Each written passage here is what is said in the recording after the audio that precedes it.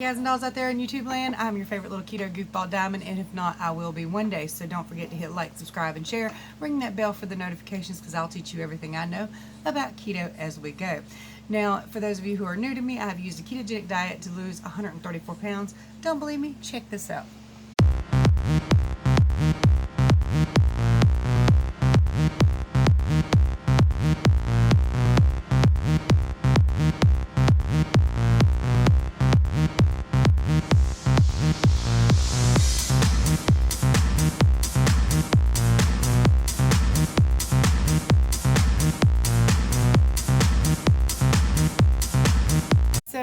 Before I get to explaining everything, anytime you're in a whoosh, you need to pay special attention to your electrolytes. I'll put a link up here and below explaining the electrolytes and what you should look out for. But here we go. Alright, so see? And I've used it to get rid of a ton of diseases. So I relatively know what I'm talking about most of the time. I also wrote a website dedicated to keto to help you with a full beginner's guide, playlist, foods list, all that good stuff. And there is a playlist on the front of this channel to teach you how to do keto, which this video should be a part of eventually.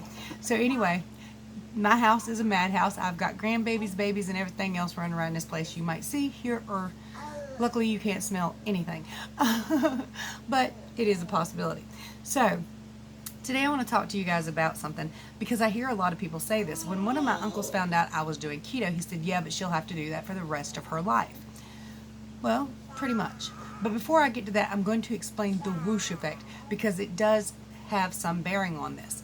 Alright, so there are two types of whoosh effect. When you first start keto, you're heavily holding on to a whole lot of water in your body, edema in your legs, all this extra water, weight, and fluid. So you are going to whoosh that out when you start keto. It's going to flush off your body. You're going to urinate a lot, okay?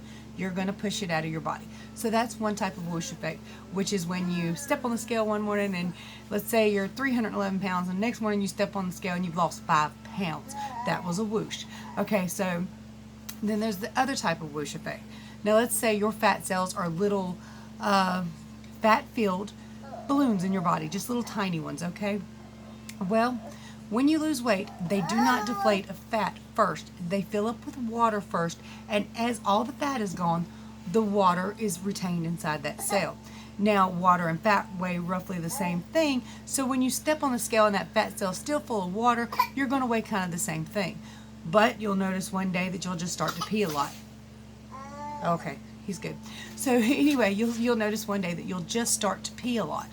Now, when you do that, that fat cell has collapsed and you have urinated out the fluid, okay? And that's a wonderful thing. It really is. So that's a secondary style of whoosh where the fat cell collapses in on itself and you get to pee out all the extra water that it was holding. And you might, again, step on the scale one morning, be 5 pounds heavier than the next morning.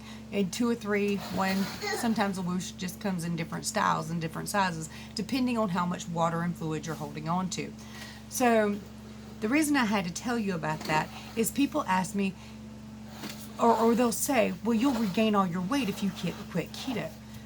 Honey, you'll regain all your weight if you quit any diet and exercise routine you're doing. It doesn't matter. And you will regain it quickly, quicker than you gained it the first time. Why? But because those fat cells collapsed, they did not leave the body. They are still there, they're still primed, they're still ready to receive all the fat you can shove into them. So you will regain quicker than you gained the first time around. So, and yes, if you quit keto, you will regain your weight. But if you quit any diet and exercise program, you will regain your weight. If you make it through bariatric surgery and you once again get to the point where you can start eating again, you will regain all your weight if you go back to your old ways.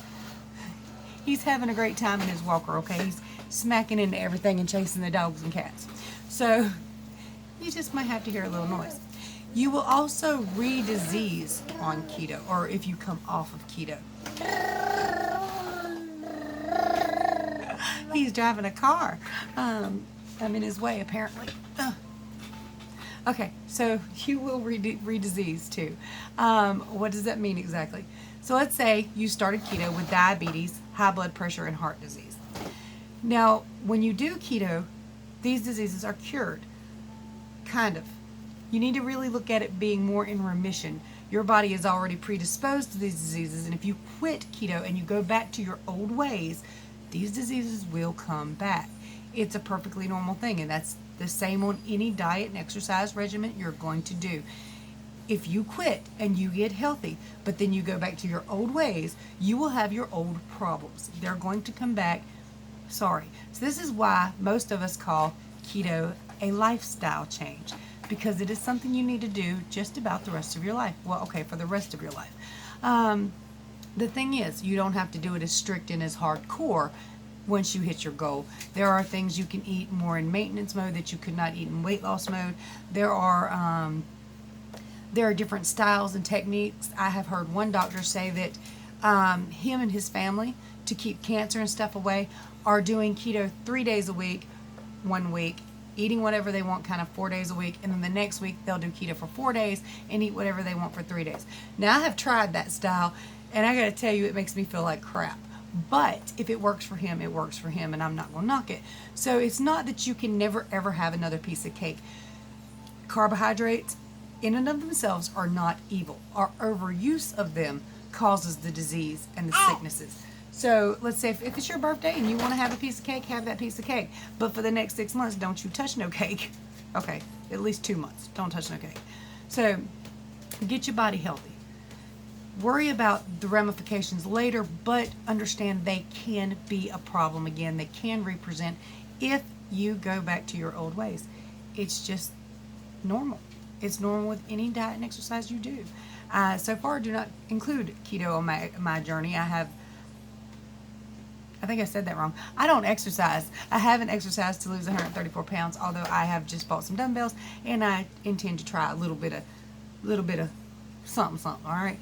Anyway, if you need my help with keto, all my contact information is below. Don't forget to like, subscribe, share, and ring that bell, and let me know what you think of this video below.